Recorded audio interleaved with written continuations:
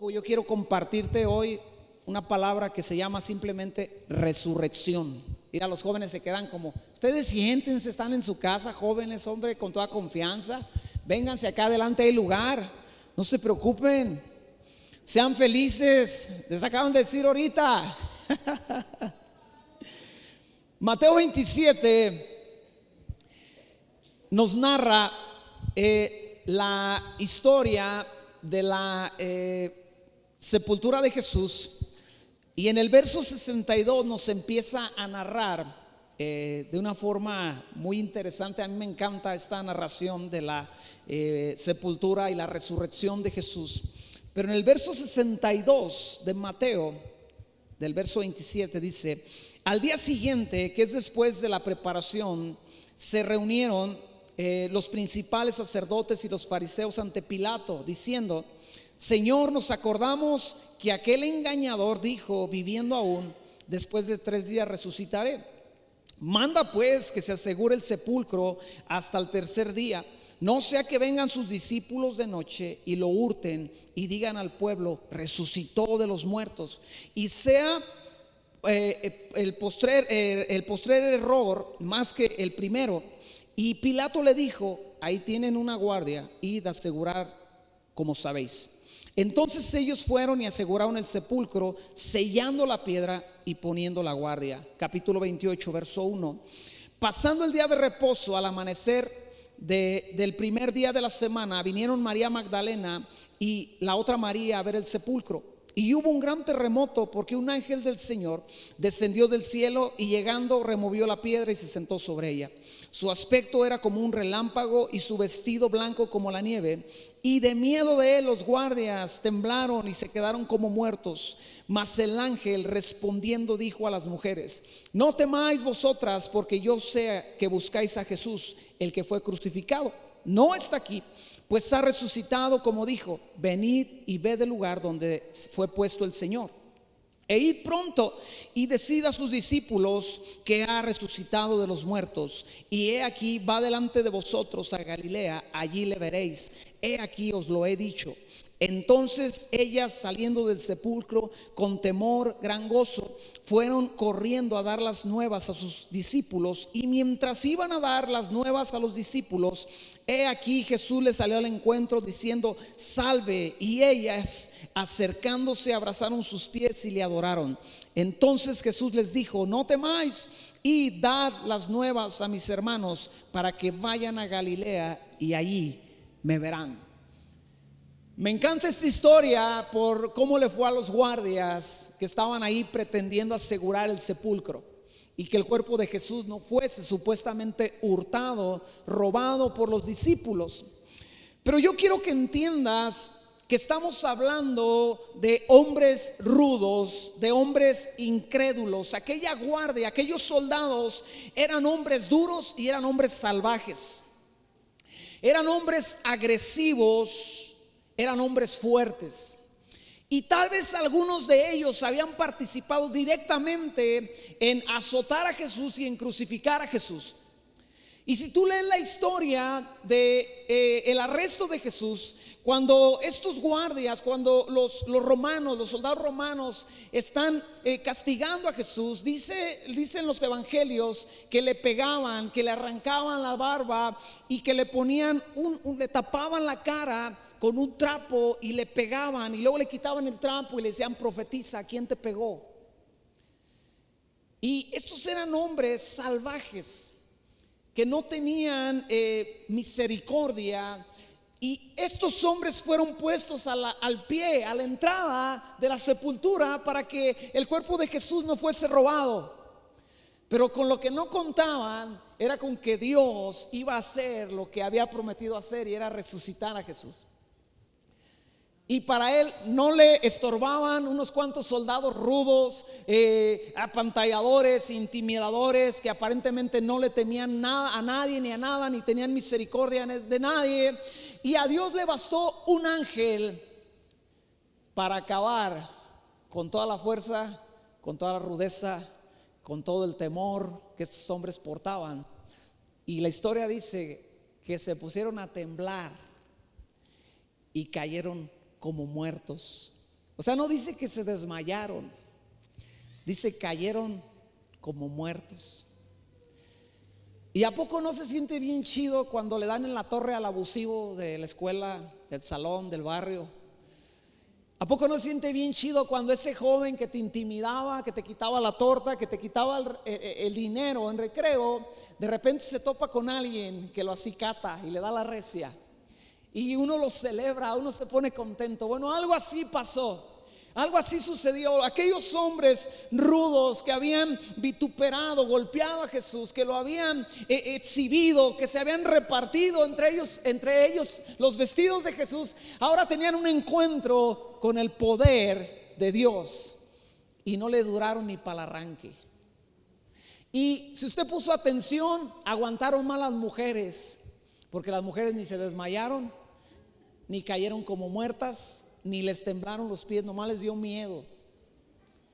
Pero usted tiene aquí dos tipos de personas que son testigos de la resurrección. Por un lado, hombres rudos, salvajes, hombres imponentes, hombres con autoridad y con el poder de hacer lo que les pegara su gana. Y por otro lado, un par de mujeres, algunos evangelios dicen que eran tres, porque dicen que iba Salomé también, unas mujeres que eran creyentes, pero que estaban en aflicción, que estaban en dolor, que estaban en llanto, y que fueron a buscar un cuerpo inerte de aquel que fue su maestro y su líder. Y este par de grupos fueron testigos de la resurrección de Cristo. Y cuando ellas llegan, encuentran un cuadro con las siguientes características: unos soldados derribados, una piedra que nadie podía mover, menos ellas, rodada y quitada del sepulcro. Por si fuera poco, encuentran una tumba vacía y encuentran a un ángel sentado en la piedra que había estado sellada, reteniendo el cuerpo inerte de Jesús de que no fuese tocado. Y tiene un encuentro con ese ángel y el ángel dice: ustedes buscan a Jesús, ya se fue, resucitó como él dijo que lo iba a hacer. Ahora tú te puedes imaginar el impacto de la escena. Estas mujeres hace unos días atrás vieron a su maestro, a su líder siendo asesinado literalmente sobre una cruz.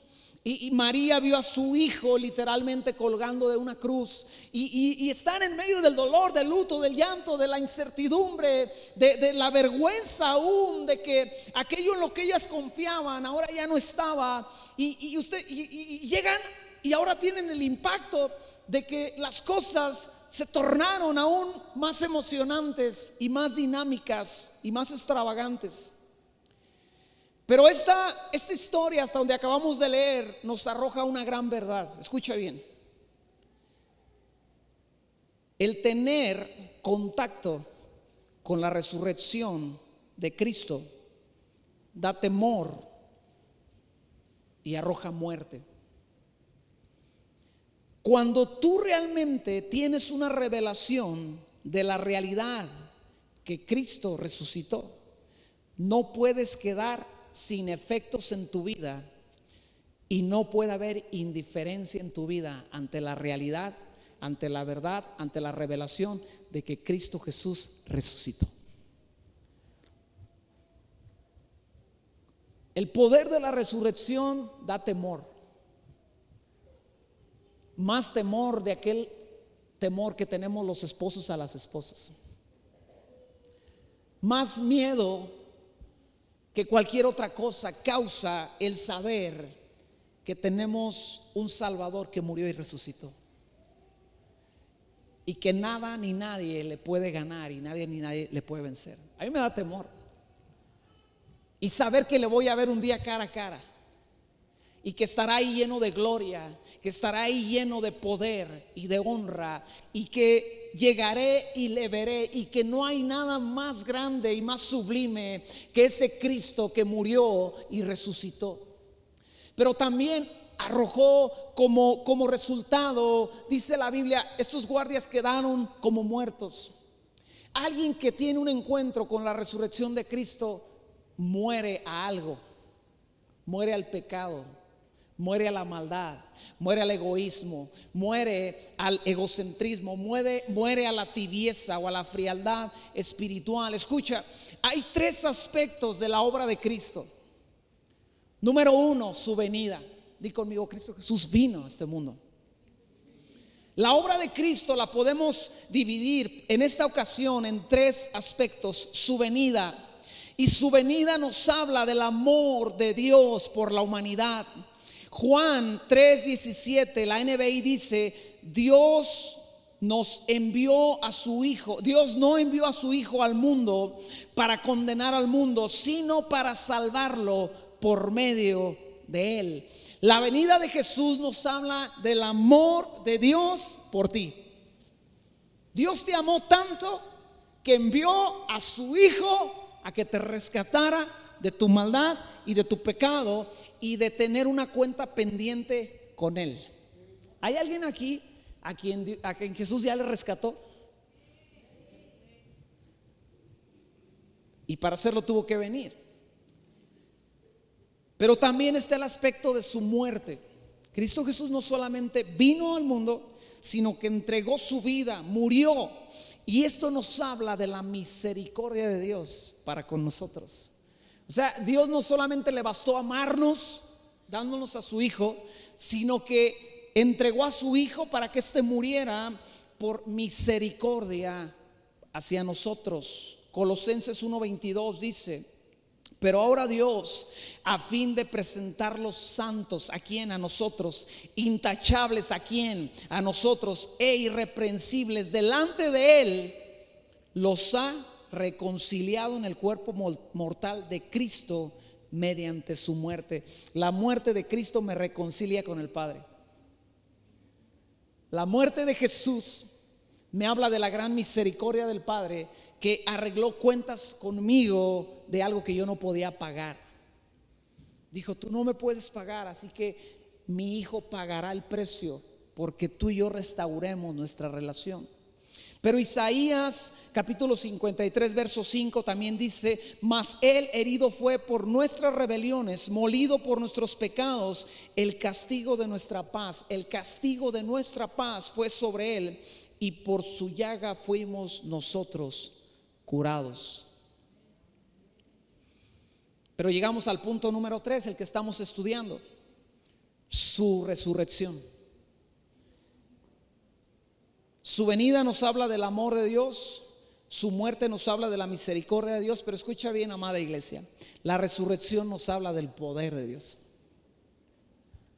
Y no podemos omitir esa parte tan importante de la obra de Cristo para nosotros: el poder de Dios, el poder que Dios ejerció. Efesios 1, 19 y 20 dice: y cuán incomparable es la grandeza de su poder. Está hablando del poder de Dios a favor de los que creemos. ¿Hay alguien aquí que crea? Escucha el poder que está a tu favor.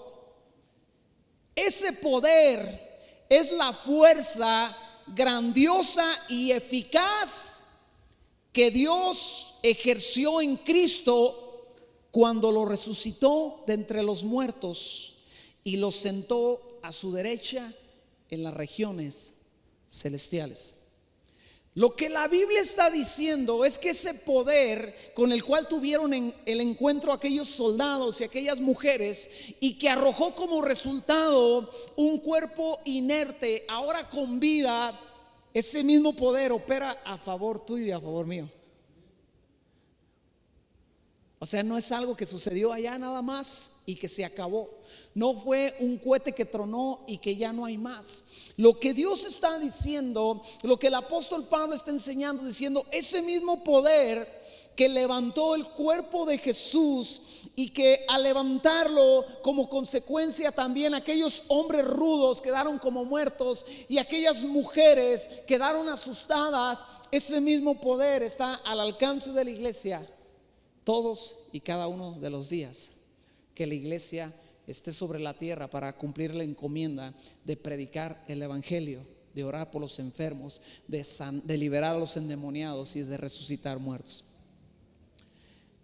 Pero sabe que el poder de Dios es una de las cosas que menos vemos expresado el día de hoy y que menos en un tema en el que no somos tan instruidos o no pensamos tanto. ¿Cuántos de aquí consideran, piensan constantemente acerca del amor de Dios? Bien seguido le hablamos del amor de Dios a la gente. No, es que mira, Dios te ama, y eso tiene que ser así. De la misericordia de Dios. Le predicas a alguien que no conoce a Dios, le dices que Cristo murió por ti, Él pagó el precio por tus pecados, Dios tuvo misericordia, y lo llamas a venir en arrepentimiento con Dios. Pero cuando hay algún enfermo, como que ya no sabemos qué hacer. Y más cuando nos dicen que es un enfermo que tiene una enfermedad terminal, que está desahuciado. Cuando nos encontramos un endemoniado, le corremos. La otra vez estábamos aquí el viernes de oración y vino un endemoniado y estaba justo ahí enfrente de mí, y de repente empezó a manifestarse con sonidos como puerco. Y cuando empezó a hacerle, se quedó solo, ya no había nada a su lado, porque una hermana que estaba a su lado agarró a sus chiquillos y que sale corriendo y acabó por allá atrás de la iglesia. Y escucha, no podemos ignorar la necesidad de ser una iglesia que conoce y manifiesta el poder de Dios. Así como hablamos de su amor, tenemos que hablar de su poder, más en estos tiempos tan complicados que estamos viviendo.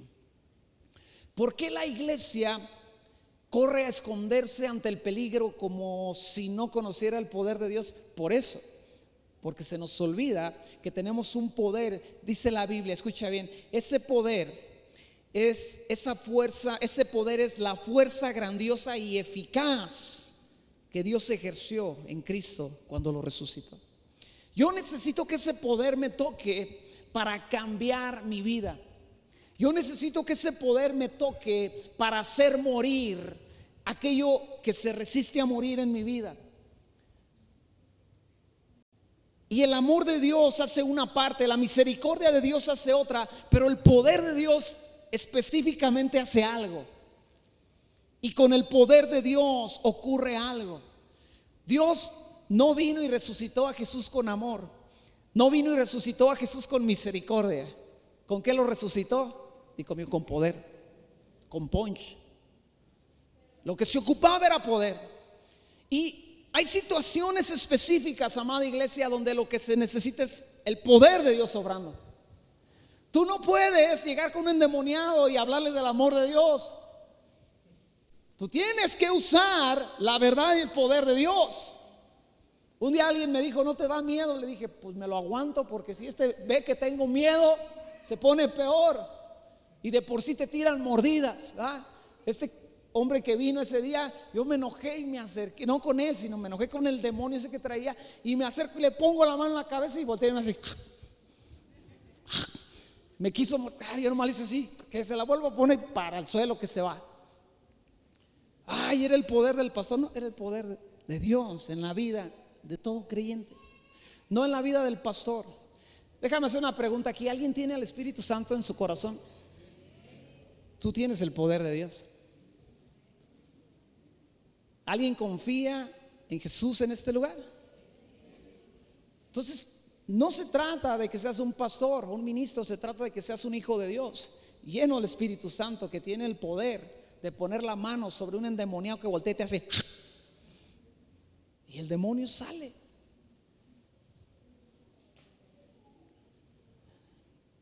Ahí le va.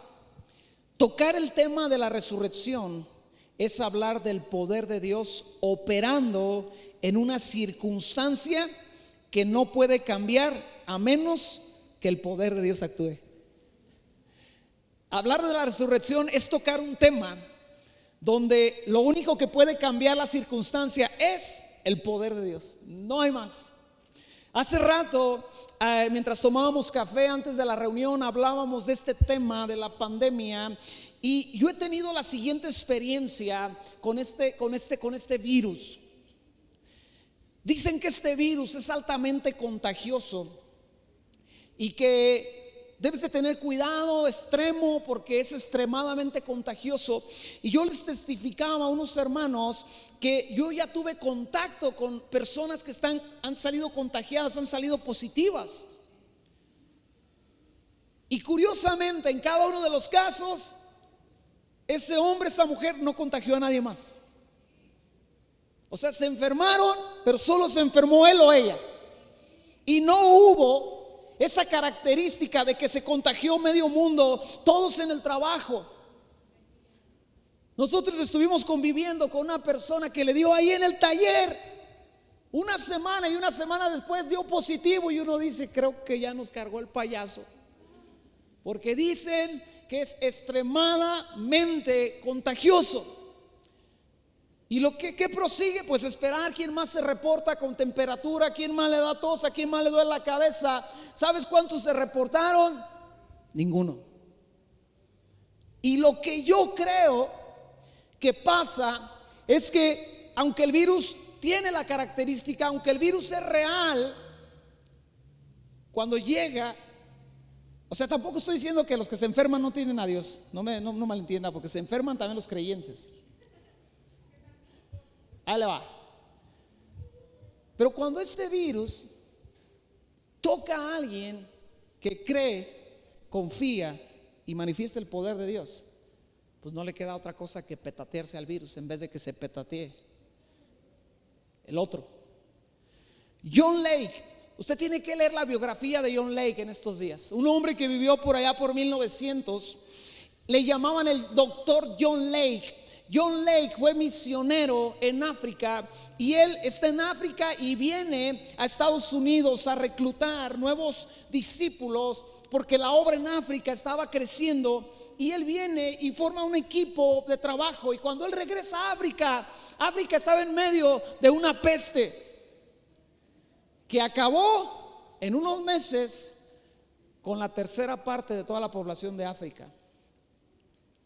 John Lake llega y le dicen, el gobierno está pagando una gran suma de dinero a todo aquel que se meta a sacar cuerpos, a sacar enfermos, pero era una sentencia de muerte porque el virus era arrasador. Y John Lake le dice al gobierno, nosotros vamos a trabajar y no vamos a cobrar. Y se mete con su equipo a sacar muertos, a llevar enfermos, a atender enfermos, y pasan los días y ellos no se enfermaban y obviamente no morían. Y un doctor ve esto y le llama a John Lake y le dice, usted tiene la cura, usted sabe algo que nosotros no sabemos, usted tiene que decirnos la verdad, que es lo que está pasando. Y John Lake le dice, traiga un microscopio, traigan un cuerpo de alguien que murió por la peste, y quiero que le saquen espuma de los pulmones, y yo voy a poner mi mano abajo del microscopio y ustedes me van a poner la espuma sobre mi mano, y ustedes van a ver que el virus morirá cuando me toque. Y está documentado, está registrado. No es un testimonio mafufo como los 5 jóvenes que fueron al infierno. Está en la historia.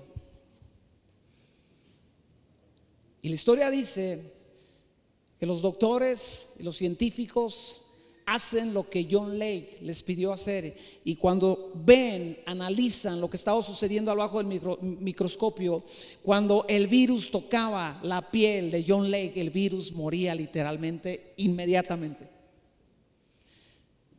Y él les dice, la unción y el poder de Dios está sobre mi vida, y no hay nada y no hay nadie que me pueda hacer daño.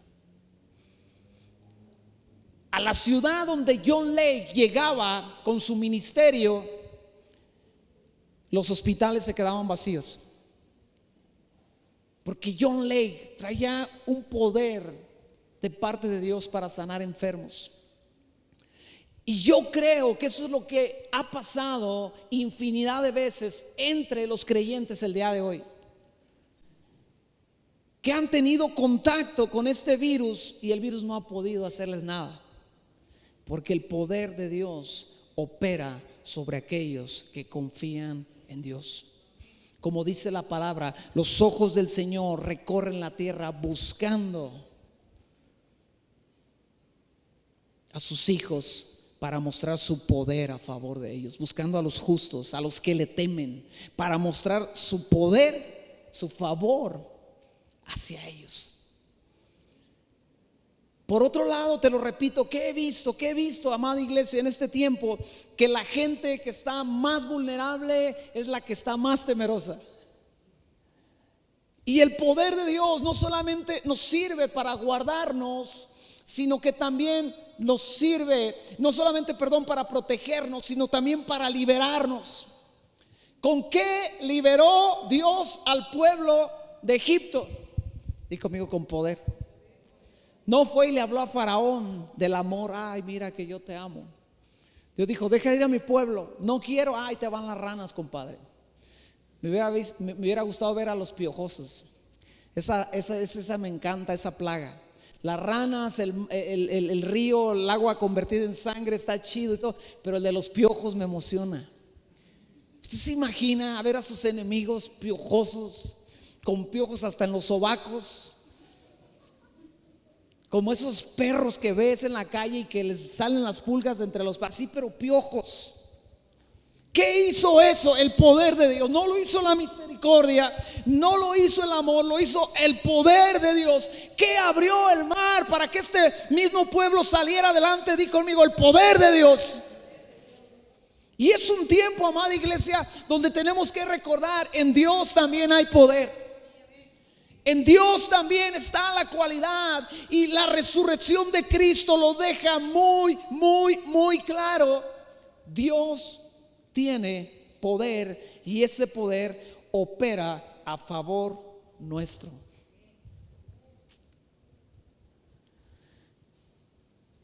Romanos 8:11 dice: y si el espíritu de aquel que levantó de los muertos a Jesús mora en vosotros, el que levantó de los muertos a Cristo Jesús vivificará, di conmigo, vivificará también vuestros cuerpos mortales por su espíritu que mora en vosotros. Ahora ya estamos enriqueciendo este tema. ¿Cómo viene ese poder a la vida del creyente? Di conmigo, a través del Espíritu Santo.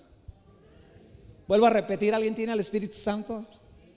Entonces tú tienes el poder de Dios en ti. La palabra vivificar es la palabra sopoleo, y quiere decir en el original revitalizar, dar vida, vivificante, vivificador. Di conmigo, revitalizar. Yo había escuchado esa palabra solamente, o más que nada, o se me quedó más grabada por lo que le hacen a las llantas de los camiones. Dicen, la revitalizaron.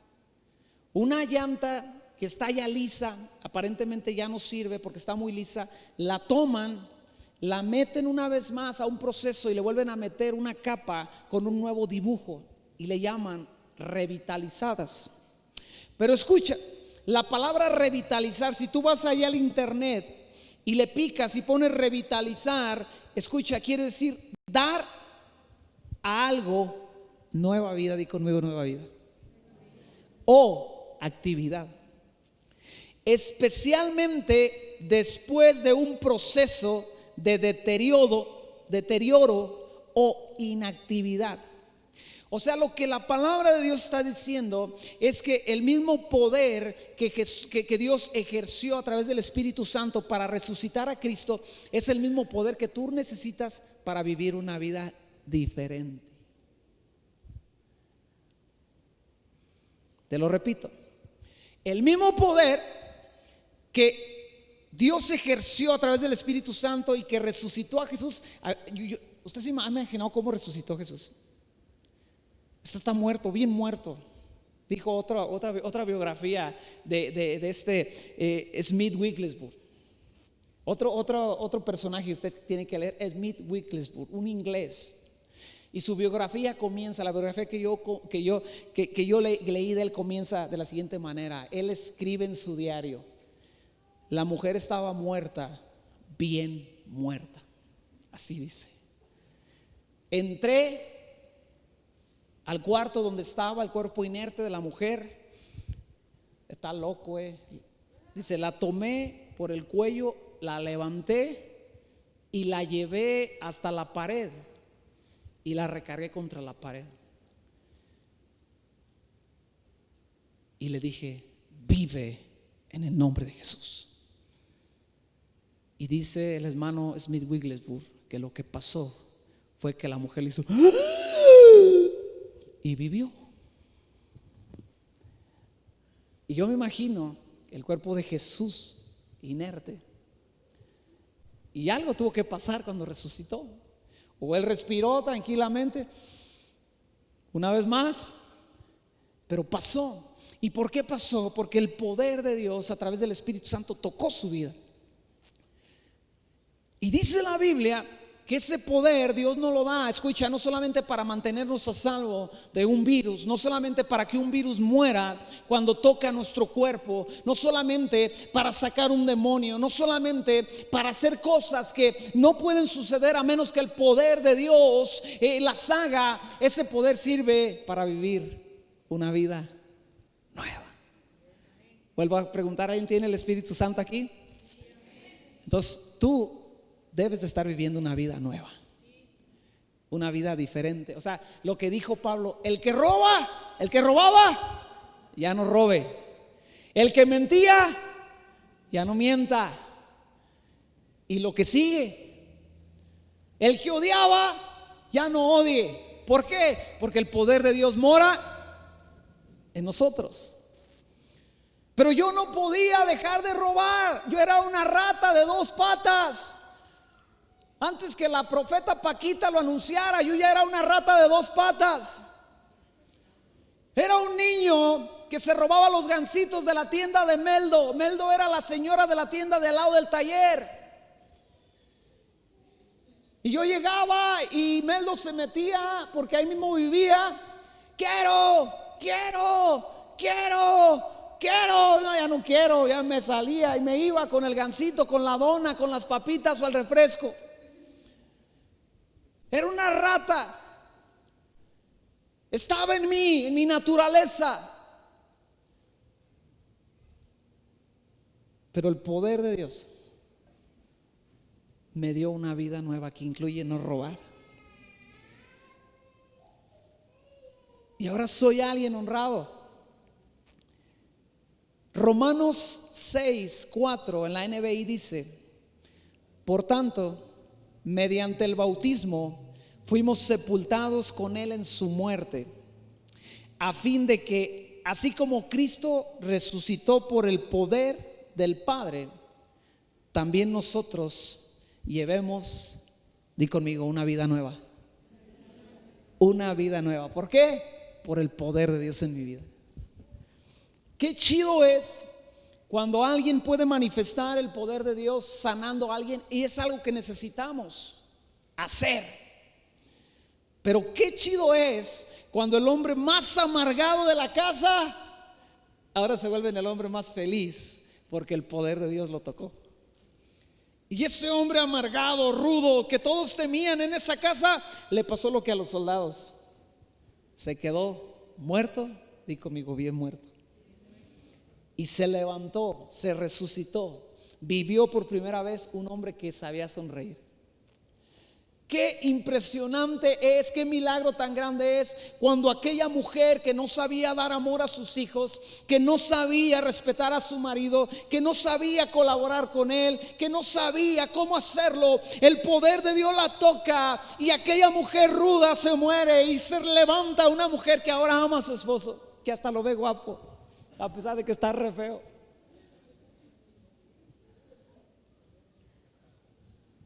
Y le sabe hacer ahora cariño. Y ahora cuando le da el plato no se lo avienta. Traga ahí, órale, pues qué onda. Amor, te hice lo que tanto te gusta. ¿Qué hace eso? Escucha, el poder de Dios en la vida de un creyente. Y ese poder necesita seguir siendo expresado en este tiempo. Gente llena de temor, que está atrapada, necesitamos que tengan un encuentro con el poder de Dios. Sí, con el amor de Dios, gloria a Dios. Sí, con la misericordia también, pero con el poder de Dios. ¿Qué rompe en una generación la atadura como la que tienen el día de hoy? Esta generación en la cual estamos viviendo, una generación atada a cosas como la depresión. Por ahí alguien escribió un meme y subió una foto de la fila de jóvenes para vacunarse y dijo: veo una fila muy grande para una generación que todo el tiempo dice que se quiere morir. Dije: ese está bueno. Todo el tiempo los jóvenes se quieren morir, pero cuando dijeron tienes que vacunar, abarrotaron. Ahí estaban. ¿Qué necesita esa generación? Necesita conocer el poder de Dios, que lo libra de la esclavitud, de la depresión, pero no solamente de la depresión, sino también del homosexualismo, sino también de la pornografía, sino también de la rebeldía. El poder de Dios cambia las vidas. ¿Alguien ha tenido aquí un encuentro con el poder de Dios? Yo creo que sí. Yo veo gente diferente de la que conocí. No digo nombres, pero varios de ustedes, la primera vez que los vi, yo dije: santo Dios, yo creo que he visto a Dios hacer maravillas, pero no creo que pueda con esto. Porque realmente encuentras panoramas. Y como pastor, muchas veces la gente te llama y te dice: pastor, tengo un amigo, tengo un vecino y ya le hablé pero no quiere, ya le dije, necesito que me ayude. Y usted llega y encuentra que realmente lo que esa gente necesita es el poder de Dios en su vida. No hay otra esperanza, no hay otra solución para eso. El poder de Dios en su vida es lo que les puede dar una vida nueva. Di conmigo: el poder de Dios en mi vida me hace vivir diferente. Ya no voy a gritar. ¿Se fija? Ya no voy a gritar. Ya no voy a odiar. Ya no voy a envidiar. Seré trabajador. Seré responsable. Porque el poder de Dios en mi vida hace esos cambios. Un día alguien me preguntaba acerca de los lugares donde uno va y se encierra para dejar las adicciones. Y le dije: tú puedes hacer lo que quieras, pero yo veo mi Biblia y yo no veo que a Pablo lo tuvieron que mandar a Neuróticos Anónimos. Yo veo mi Biblia y yo no veo que al rey Saúl le tenían que dar una pastilla para calmar sus emociones. Yo encuentro un apóstol, Pablo, que no era apóstol en ese tiempo, que era Saulo de Tarso, asesino, que tuvo un encuentro con el poder de Dios y se convirtió en el padre más amoroso de la iglesia primitiva. Encuentro un rey Saúl esquizofrénico, endemoniado, que su única esperanza era un jovencito con un arpa tocando en la sala de su casa cantos de alabanza a Dios, y entonces Dios le daba paz. Un día alguien dijo: si el día de hoy diagnosticáramos al rey Saúl, le diríamos que tiene esquizofrenia y lo mandaríamos con un psicólogo, cuando la Biblia dice que tenía un demonio y lo que él necesitaba era alguien que conociera a Dios, y era su única esperanza. Así que cuando te grite tu esposa, amado hermano, invoca el poder de Dios. Cuando ese viejo loco se desquicie, invoca el poder de Dios, no para abrir el mar, sino para cambiar la mente de tu amado esposo. Pero volvamos a nuestra historia, amada iglesia, en Mateo 28.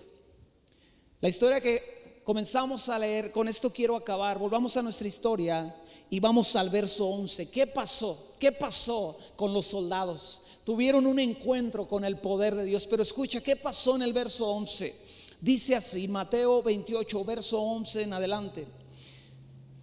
Mientras las mujeres iban de camino, algunos de los guardias entraron en la ciudad e informaron a los jefes de los sacerdotes de todo lo que había sucedido. Después de reunirse estos jefes con los ancianos y de trazar un plan, les dijeron a los soldados. Antes de leer, imagínate, tú tuviste un encuentro con el poder de Dios que te noqueó, te desconectó, te desenchufó, te hizo temblar los pies como nunca habían temblado aunque estuvieses en frente de batalla, te dejó desmayado, te dejó noqueado. Te levantas de ese lugar, hombre rudo, hombre temible, hombre que todo mundo sabía de esa reputación, y te das cuenta, y lo primero es que vas y corres y le dices al mundo religioso lo que te pasó. Y aquí vemos un claro ejemplo del peligro que es la religiosidad. Ellos fueron con los religiosos. Ellos no se fueron detrás de las mujeres. Ellos no se fueron a buscar a los discípulos. Ellos no se fueron con alguien que no sabía. Se fueron con los religiosos y les dicen: acaba de pasar algo bien grueso. Estábamos ahí y de repente descendió un ángel y nos empezaron a temblar los pies y todo, y de repente la piedra se rodó. ¿Y qué pasó? Ya no supe qué pasó porque me quedé como muerto, me desmayé. Alguien que conoce a Dios está diciendo: tú tuviste un encuentro con el poder de Dios. Necesitas entregarle tu vida al Señor. Necesitas entender que Dios está aquí para cambiar tu vida. Necesitas arrepentirte de tu pecado. Hey, tú soldado, deja de robar, deja de blasfemar, porque ese poder que tú viste, que tú experimentaste, estará en un trono allá arriba cuando tú mueras y te presentarás delante de Él. Así que necesitas que ese poder cambie tu vida, para que el día que te presentes delante de ese poder lo hagas sin ninguna bronca, porque ese poder te puede destruir y te puede mandar al infierno. Pero fueron con los religiosos. Y escucha lo que les dijeron los religiosos. Verso 11. Diciendo: decid vosotros, sus discípulos vinieron de noche y lo hurtaron, estando nosotros dormidos. Y si esto lo oyere el gobernante, nosotros le persuadiremos y os pondremos a salvo. Verso 15. Y ellos, tomando el dinero, hicieron como se les había instruido. Este dicho se ha divulgado entre los judíos hasta el día de hoy. ¿Con qué les taparon la boca? Con dinero, con lana. Habían tenido una de las mayores, o la mayor experiencia, mejor, que en toda su vida les pudo haber pasado. Pero enseguida llegó la religiosidad, llegó el dinero, llegó lo económico y apagó todo. Una ocasión nosotros fuimos solicitados para ir a ministrar en un matrimonio que estaba en problemas, se estaba quebrando, se estaba deshaciendo, se estaba desmoronando. Y alguien les dijo: sabes, hay unos locos ahí que aconsejan a los matrimonios, si oran por ellos si algo pasa. Fuimos a la casa de ese matrimonio, estaba en ruinas, se estaban quebrando, había un montón de cosas. Nos sentamos, les hablamos del amor de Dios, les hablamos de la misericordia, les predicamos el evangelio, les llevamos a entregar su vida a Cristo, oramos por ellos. El hombre me dijo: sabes, yo no creía que ustedes tuvieran algo, pero cuando tú oraste por mí, me pusiste la mano en el hombro, yo sentí algo que nunca había sentido. Ellos comenzaron a venir a la iglesia, pero luego hicieron cuentas del tiempo y el dinero que les costaba venir a la iglesia. Porque ¿cuántos se han dado cuenta que venir a la iglesia cuesta tiempo y cuesta dinero? Tienes que pagar combi, tienes que echar gasolina, Tienes que dejar de hacer cosas. Yo tengo que aplanar mi casa y no he acabado por andar en cosas de la iglesia, por andar dando consejería, por andar visitando, por andar ensayando. Y los días que tengo libre me pongo ahí a aplanar mi casa. Y ellos se hicieron cuenta. Y la mujer vino y me dijo: ¿sabes? Ya no vamos a venir a la iglesia. Le dije: ¿por qué? Me dijo: porque el ir a la iglesia implica que no podemos pagar la colegiatura de nuestros hijos. Yo le dije: ¿por qué no vas a poder pagar la colegiatura de tus hijos? Me dijo: por el diezmo. Para empezar, nadie le estaba exigiendo un diezmo. Y para empezar es al contrario. El diezmo es que siembras para cosechar. Y si no te alcanza la lana, con más razón tú tienes que diezmar. Alguien vino un día y me dijo: es que no tengo dinero. Le dije: ¿estás diezmando? Me dijo: no. Le dije: pues es que eso es un ratero. Está robando a Dios. No al hombre, a Dios. Y le dije: lo entiendo, pero yo te invitaría a que aún que no diezmases, si no ofrendases, tú vinieses a la iglesia y Dios te va a hablar y Dios te va a dirigir. Sí, pero es que también la gasolina y se ausentaron de la iglesia. El día de hoy no hay matrimonio. El día de hoy los hijos están destrozados. El día de hoy la vida nueva nunca se dio. ¿Por qué? Porque llegó el tema económico o llegó la religiosidad. En otros casos llega la religiosidad. El hombre tiene un encuentro con el poder de Dios, pero se hace religioso. Y de repente sabe mucho de Biblia, pero no se refleja en el diario vivir de la persona lo que sabe de la Biblia. Una ocasión alguien también me decía de este tema te repito, de encerrar a alguien, y me dijo: pero es que les enseñan Biblia. Le dije: pero es que mientras la gente no nazca de nuevo y tenga un encuentro con Dios, no cambia nada. Le dije: por el contrario, mira, tú tomas a un pecador, llámale como quieras, es un adúltero, te voy a encerrar por adúltero, órale, ahí te metes 3 meses para que se te quite lo adúltero. Pues sí, ¿cómo va a adulterar si está encerrado? Ahí está. Le meto la Biblia en la cabeza, le doy cursos, le doy discipulado, le pongo música de alabanza, y si no brincas te quedas sin tragar. Pues brinca. ¿Cómo no va a brincar?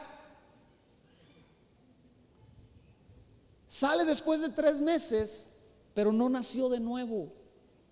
No tuvo un encuentro con el poder de Dios, aunque el poder de Dios estaba allá adentro para cambiarlo. Pero él no tuvo un encuentro, ella no tuvo un encuentro. Sale de ahí y ahora usted tiene un pecador que sabe Biblia. Y usted le dice: es que mira, ¿qué me vas a decir a mí, compa? Ya me la sé. La Biblia dice así, así, así, ¿a poco no? Y sí dice así. Entonces ahora usted tiene un pecador envanecido con conocimiento, y la Biblia dice que el conocimiento envanece, pero que el espíritu da vida. No hay espíritu, pero hay conocimiento. Ese es un problema que estamos enfrentando hoy en la actualidad. ¿Por qué? Porque la iglesia no está expresando el poder de Dios. Yo no creo en Dios. Ven para orar por ti. Yo no creo que Dios lo pueda hacer. Ven, vamos a orar. ¿Cuántos de nosotros dijimos eso?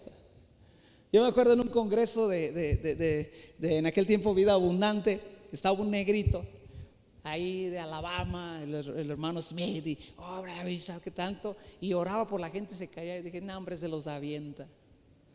Yo era cristiano ya, creía en Dios, nacido de nuevo. Ya ese negrito los avienta. Dije: menso yo. Hizo un llamado a todos los jóvenes que quisieran recibir el Espíritu Santo y el poder de Dios y este tipo de cosas. Yo ya casado, mi esposa me dice, estábamos bien chavillos, 22 años, pasa. Y yo ya desde aquel tiempo ya le obedecí a mi esposa y pasé. Y paso. Y dije: no, yo no. Pasa, tú necesitas pasar. No voy a pasar, ese negrito empuja. Pasa. Ahí voy yo, de menso. Dije: ¿qué me va a tumbar ese negro? Ahorita va a ver. Me paré ahí enfrente, en la fila, uno más. No, pues ese negrito pasó y nomás me hizo así, bolas, por allá fui a dar. No sé cuánto tiempo me quedé tirado en el suelo temblando. Y me tuvieron que ir a recoger de ahí porque mis amigos ya se venían. Y empezaron a llegar ahí, decían, ¿qué tiene? Pues el negrito aquel lo empujó. Temblando ahí. Y así me hacía. Mi esposa se acuerda bien. Me dice, bola, yo no podía dejar de temblar. Dije, ese negrito empuja bien fuerte. Pero mi vida cambió. Algo sucedió. Algo que no había, empezó a ver. El poder de Dios. ¿Y cómo no va a ser si ese mismo poder que resucitó a Jesús de entre los muertos lo traía aquel negrito, y ese negrito viene y te toca, y ese mismo poder que levantó un muerto, cómo no va a hacer temblar un vivo?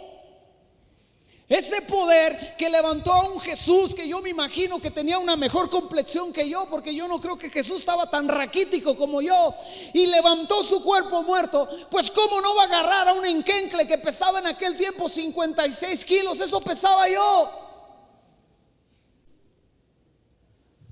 En vez de dar ofrenda, daba lástima en la iglesia. Me toca, ¡pum! Ahora tu vida cambia. Pero ¿sabe qué le pasó a estos soldados? Se quedaron con una experiencia espiritual. ¿Ha escuchado esa frase? Experiencia espiritual, el día de hoy es muy famosa.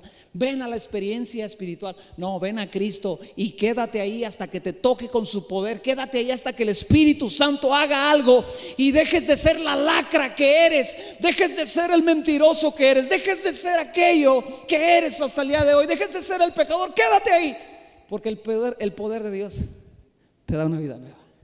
Dile al que está a tu lado, hola. Dile, tengo una vida nueva, porque el Espíritu Santo mora en mí. ¿Alguien tiene una vida nueva? Póngase en pie.